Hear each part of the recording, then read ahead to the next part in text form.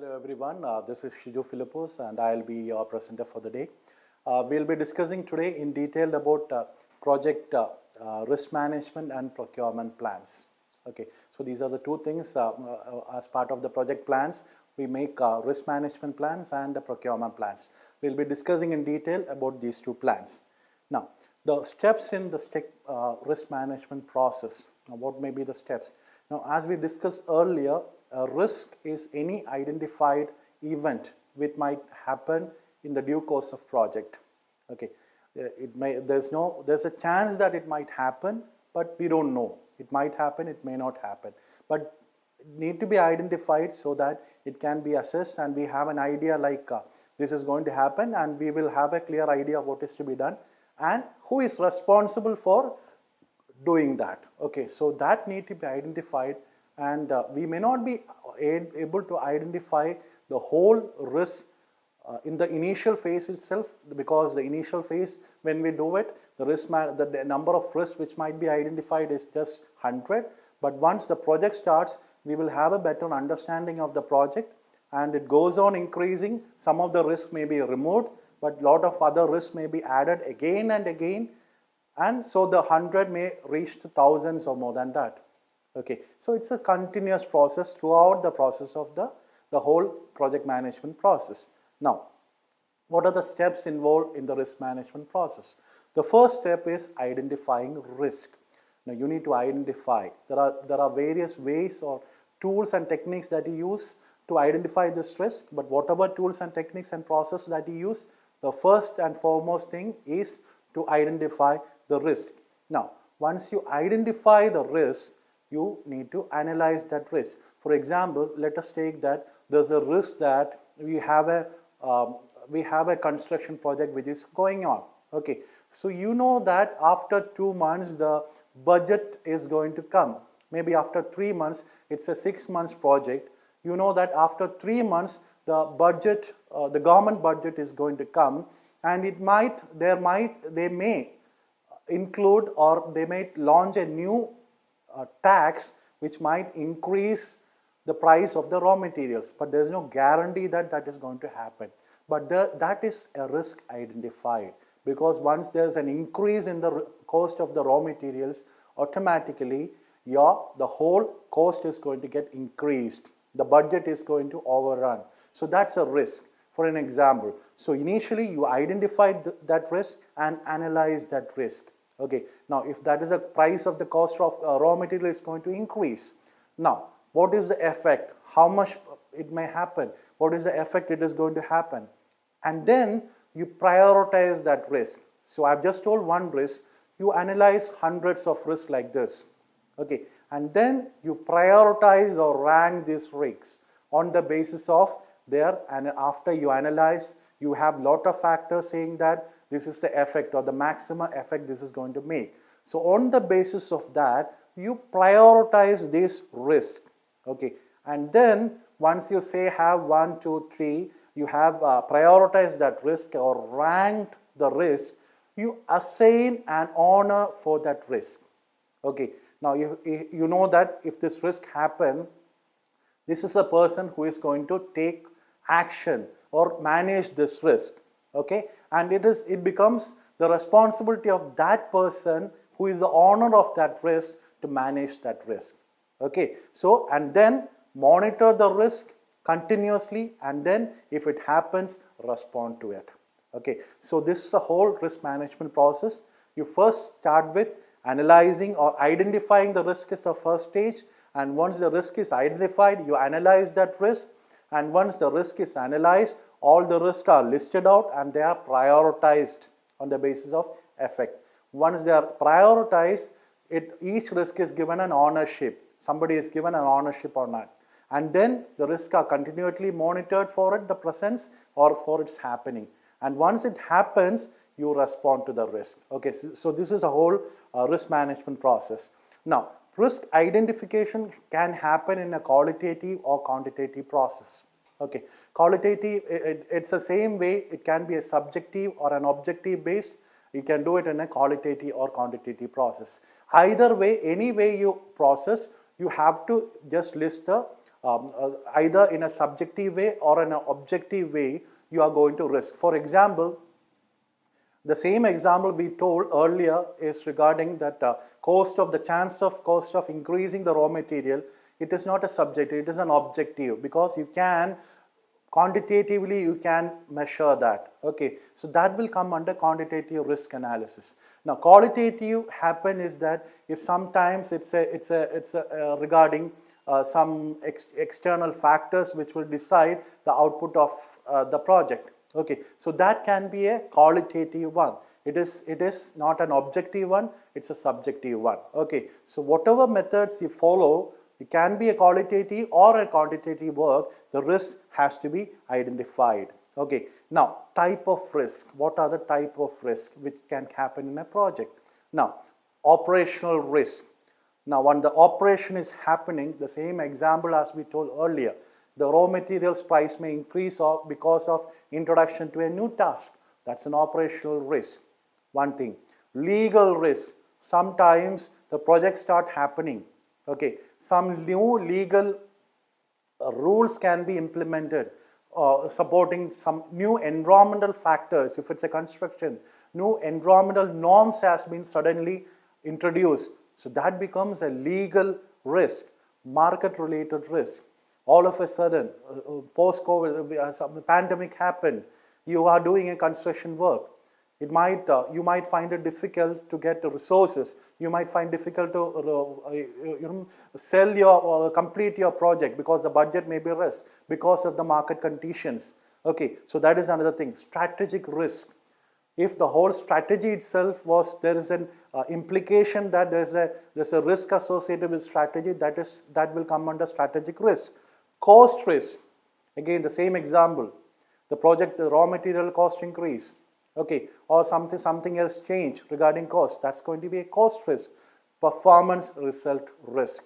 For n number of reasons, there might be a chance of a performance or result risk. So that will come under that. Schedule risk. For reasons concerning schedules, there will be risk. So all these factors can cause risk in a project. Whatever the reason, if the risk has to be identified, it is not identified, and there has to be a specific mechanism for that mitigate or manage that risk, the project may lead to a failure. Okay, so it can be an operational risk, it can be a legal risk, it can be a market-related risk, can be a strategic risk, can be a cost risk, can be a performance-related risk, or a performance result-related risk, and can be a schedule risk.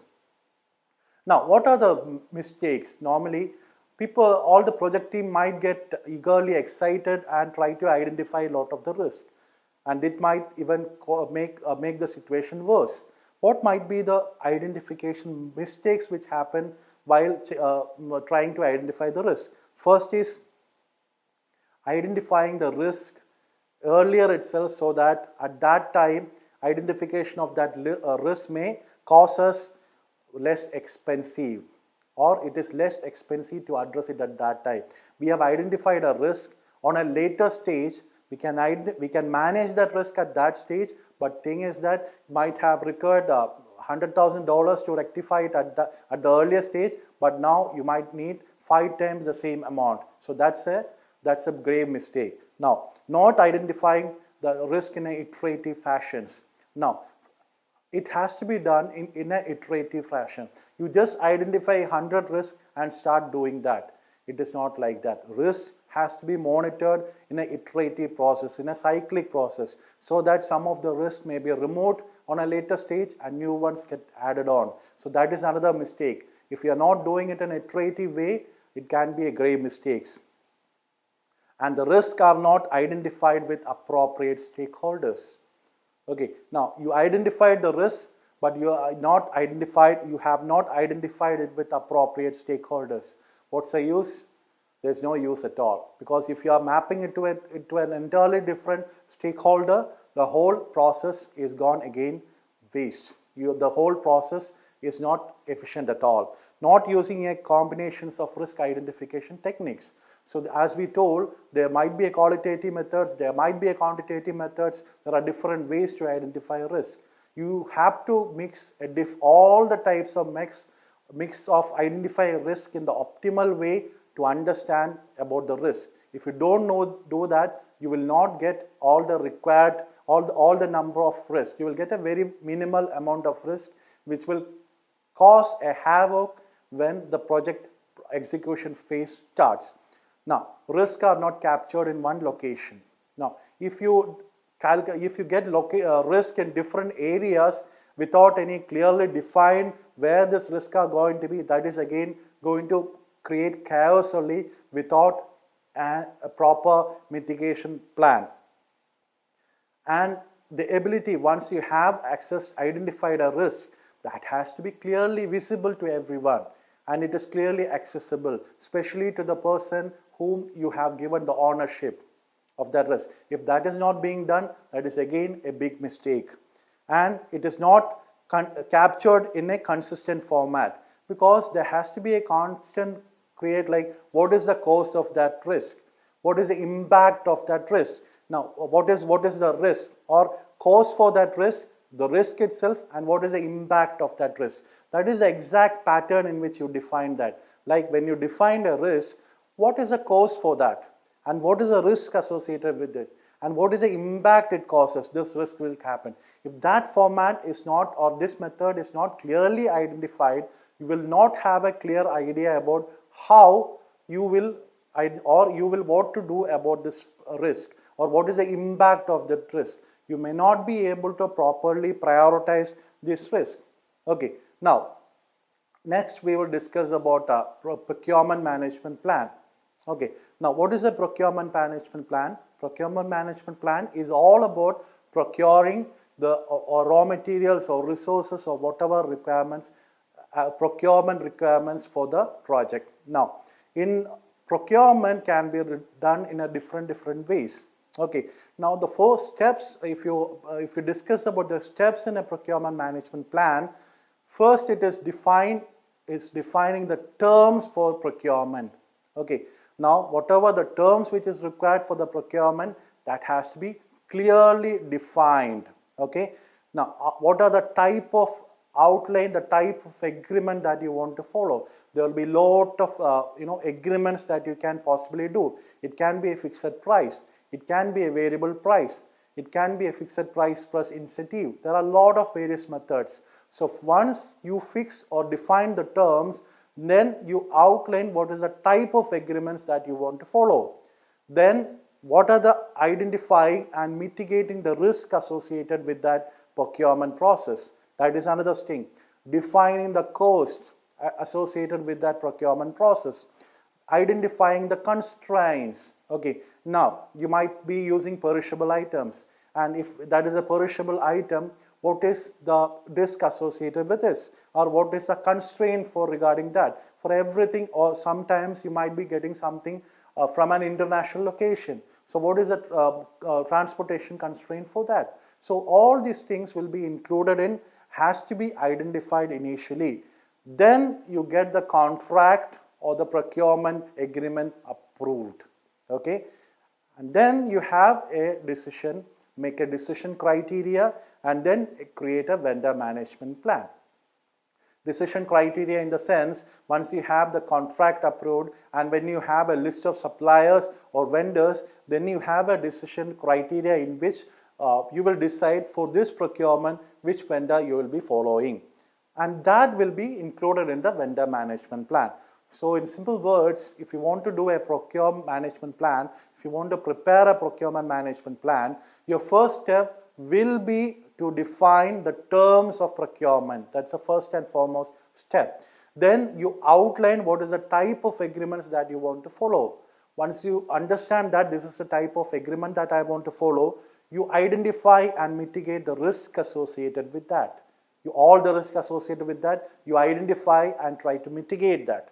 And then you define the cost associated with it, and then you identify the constraints, and then get it approved, and then you have a decision, make a decision criteria, and then you create a vendor management plan. Now, what is the importance of having this project procurement plan? What is the importance? Now, project is expected to be because all these requirements of the project doesn't happen in one day or two. If the project is spread across 180 days, or maybe it's a big project, it might be spread across 1,000 days. So there has to be a specific pattern in which these materials and this procurement has to be done. It might be very complicated in the case of a complicated project or a program. So all the requirements, when it is expected and what are the things which is expected over a period of time, all these things will be properly listed out in case of a procurement plan. Now, once you have what are the things which has to be required, then we will have a clear-cut plan in that regarding when these things are required. That is, you will have a clear-cut procurement schedule. Initially, we will have what are the things to be procured during that process, the list of requirements through the whole process. Then you know a schedule for that process to happen. Then you have a consolidation of similar requirements. Whenever similar requirements are required, you will have a consolidation of similar requirements so that you can easily compare that. Then you have in any case, if there is any additional staffing is required for that procurement process to happen, maybe after 3 months you need some additional staff at that time, you will clearly define in the procurement this plan that, okay, after 3 months we need 3 more staff for this procurement process to happen. And then the major foremost thing is enhancing transparency and predictability in case of procurement process. Okay, so that all the stakeholders are aware that this is going to be the procurement plan, and this time this is going to be the cost associated with it, and this is going to be the whole project place. This is going to be the proper procurement plan. So in case of a stakeholder, if in any case if he has any clarification required, he can always compare it with this procurement plan, and if he feels that there is something wrong happening, he can always reach out to the proper project management team, communicate to the project management team and decide how to take this forward. Now, what is the importance of this project procurement plan? The continuation. It helps to decide what to buy, when and from what sources. Now, we know that this is what is required, and now what to buy, what are the things which has to be required, when to buy, from where to buy, from what all sources we can get this thing. Okay, and it helps the planning, all the professionals who plan this to determine if the expectations are realistic. If somebody tells that, okay, all of a sudden say that we need to get this thing in the 15 days and it takes 30 days minimum for the procurement item to reach, that is not realistic. But once you have a proper plan, the planners will know procurement plan, they will know that if this thing is realistic or not. It's permit the creation of a procurement strategy. Okay, very important, the procurement strategy. Now, what are the strategy required for it? Once you have a procurement plan in place, it helps to prepare that procurement strategy. Now, whether something has to be imported, okay, or whether something has to be made in-house, or whether something has to be, some procurement item has to be shifted to after 2 months. All these procurement strategies are based. Okay. Now, what is the time estimated? Once you have the proper procurement process in place, you know what is the exact time required for this procurement phase to happen. And then you know if there is some technical expertise required for that process. You know that what is the technical expertise and when it is required, or who should be asked for that technical expertise. All these details can be planned well in advance once you have a proper plan. Okay. Now, just for an example, just for your understanding, you can see it's a sample procurement management template. Okay. Now, if you see, the project name will be there, the project manager will be there, and if you see description, type, reason, timing, honor, status, and comment. Okay. That is what is required. We are talking about procurement. What is required, the description of it, and the type about it. Why it is required, the reason. You need to justify why you need this resource or a material at that time. When do you need it? And who takes the responsibility for this? Like project manager is authorizing this, so he is responsible for it. And what? that is the status of it, current status, whether it is in process, whether it has already been processed, and then any other comments as such. Okay, so this is a sample project procurement management plan. So conclude, the project procurement is a very important phase during which lot of discrepancy happens if it is not made transparent. So a proper project procurement management plan is very much necessary to make sure